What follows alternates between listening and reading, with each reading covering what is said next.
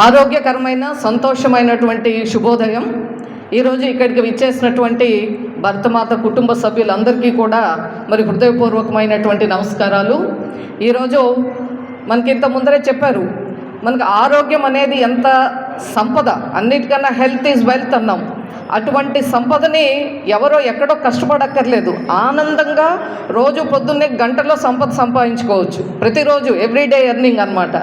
అలాంటి దీన్ని మనకు ఒక భారతదేశం యొక్క ఒక మంచి విద్యని ప్రపంచవ్యాప్తంగా తెలియచేయటమే కాకుండా ఇవాళ మనము ఒక అన్నదాత ఎలా అంటామో ఇవాళ ప్రపంచానికి ఆరోగ్యదాతగా భారతదేశాన్ని నిలబెట్టినటువంటి మన ప్రధానమంత్రి మోడీ గారికి ఈ సందర్భంగా మనందరం కూడా ధన్యవాదాలు తెలియజేయాలి. అటువంటి గుర్తింపు తీసుకురావటమే కాదు, నేను కూడా గతంలో చూశాను, వేరే దేశాలకు వెళ్ళినప్పుడు హాస్పిటల్స్కి వెళ్తే ప్రతి హాస్పిటల్లో, పెద్ద హాస్పిటల్లో ఇది ఒక వింగ్ లాగా పెట్టారు. ఎందుకంటే మనకి ఏదైతే అలోపతి మందులు ఎంత బాగా పనిచేస్తాయో దానికి మించి ఇది మానసికంగా కూడా ఒక ధైర్యం మనకి ఒక రోగ నిర్మూలనకి, ఇది సర్వరోగ నివారణ అనుకున్నాం. అలాంటి దీన్ని ఒక వింగ్ తయారు చేసినటువంటి పరిస్థితి.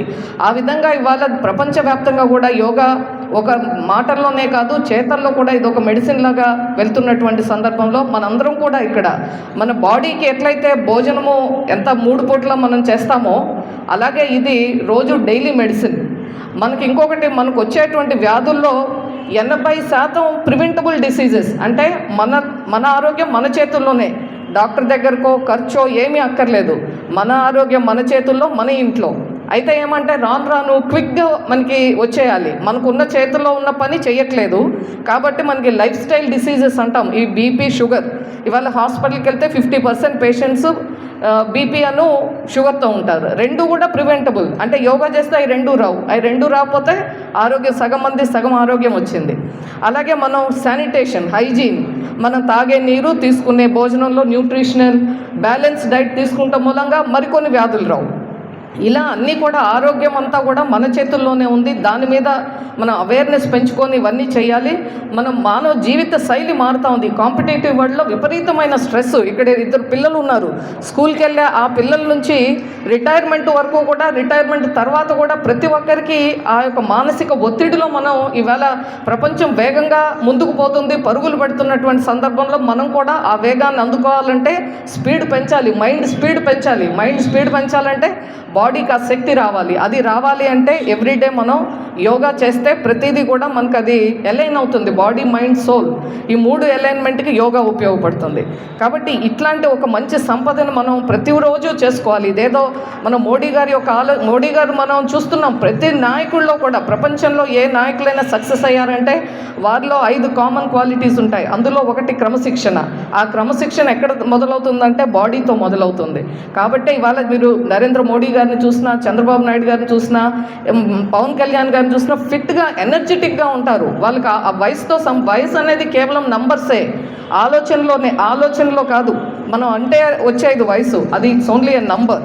కాబట్టి మనందరం కూడా ఆరోగ్యంగా, సంతోషంగా ఉందాం. ఈరోజు ముఖ్యంగా ఇక్కడికి ఇచ్చేసినటువంటి మన మాజీ సైనికులు, కుటుంబ సభ్యులందరికీ కూడా ప్రత్యేకంగా ధన్యవాదాలు. వాళ్ళందరూ కూడా ఎవ్వరూ రిటైర్డ్ ఆఫీసర్స్ లాగా లేరు, మనందరికన్నా చాలా ఫిట్గా ఉన్నారు. ఇవాళ ఇక్కడికి వచ్చారు అందరూ కూడా, చాలా సంతోషం. అలాగే మనకు ఇదంతా కూడా ఏర్పాటు చేశారు. ప్రకాష్ గుప్తా ఎక్కడున్నారు, మనకి ఆర్యవైశ్య సంఘం నుండి మనకి వేదిక ఇచ్చారు, ఆ సంఘ సభ్యులు కూడా వచ్చారు. వాసవి క్లబ్ నుంచి, అలాగే వనితా క్లబ్ నుంచి కూడా మహిళలు రావటం జరిగింది. చాలా సంతోషం. ఇది అందరి కార్యక్రమం. యోగాకి కులం, మతం, రాజకీయ పార్టీలు ఏమీ లేవు, ఇది అందరిది.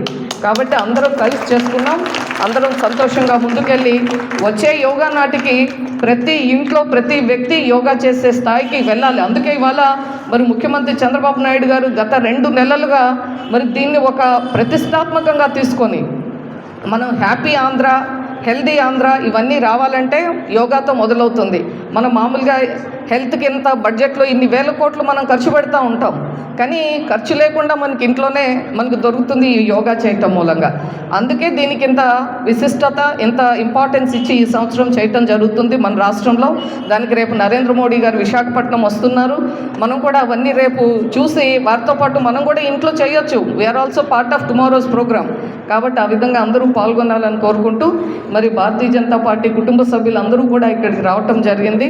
మా అందరికీ కూడా మరొకసారి అంతర్జాతీయ యోగా డే సందర్భంగా శుభాకాంక్షలు తెలియజేసుకుంటూ, ఇక్కడ బ్రేక్ఫాస్ట్ చేయటం ఏర్పాటు చేశారు మన వాళ్ళు. ప్రకాష్ గుప్తా వారు బ్రేక్ఫాస్ట్ ఏర్పాటు, వారికి మరొకసారి ధన్యవాదాలు తెలియజేస్తూ సెలవు తీసుకుంటాం. భారత్ మాతాకి.